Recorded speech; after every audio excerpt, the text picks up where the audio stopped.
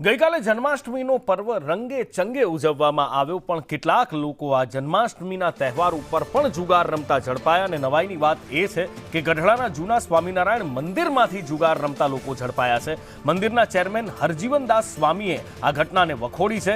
આ ભગત જૂના આચાર્ય પક્ષનો માણસ હોવાનું પણ કહેવામાં આવ્યું છે. પાર્ષદ હરિકૃષ્ણ પોતાના આવાસમાં જુગાર રમતા હતા. બારણું બંધ રાખી જુગાર રમાડતા હોવાનું સામે આવ્યું છે. અને પોલીસને જ્યારે જાણ કરવામાં આવી, પોલીસે બાતમીના આધારે તપાસ કરી હતી અને તપાસ કરતા 8 જુગારીઓને ઝડપી પાડવામાં પોલીસને સફળતા મળી છે. તહેવારમાં ટ્રાફિક હતો અને એનો ભગતે લાભ ઉઠાવ્યો હતો. પોલીસ તમામની સામે કાર્યવાહી કરે તેવી માંગ પણ ઉઠાવવામાં આવી છે, કારણ કે આ ગઢડા સ્વામિનારાયણ મંદિરની અંદર આ સ્વામિનારાયણ પંથ એવો છે જે સમાજમાંથી દૂષણો, બદીઓ અને આવા વ્યસનો હટાવવાનું કામ કરે છે. ને જો એ જ મંદિરના ઉતારામાં અને એ જ મંદિરમાંના એક વ્યક્તિ જો આવી રીતે કોઈ જુગારધામ ચલાવતા હોય અથવા તો જુગાર રમાડતા હોય તો એ સૌથી મોટી શરમની વાત છે. અને એના માટે જ આ હરિકૃષ્ણ ભગત સામે સંસ્થાકીય પગલાં પણ લેવામાં આવશે.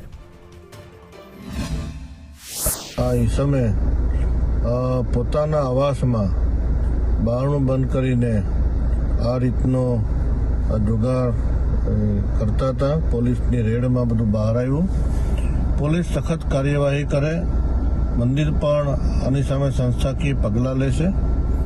અમારે આની સાથે કંઈ લેવા દેવા નથી અને આવા વ્યક્તિઓ સામે કડકમાં કડક પગલાં લેવાવા જ જોઈએ, કાયદાકીય રીતે બંધારણીય જે જોગવાઈઓ અનુસાર.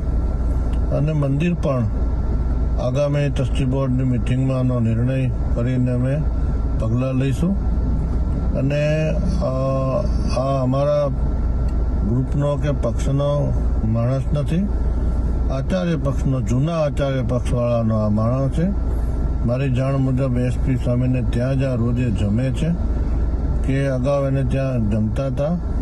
આવા માણસોને પ્રોત્સાહન આપે છે.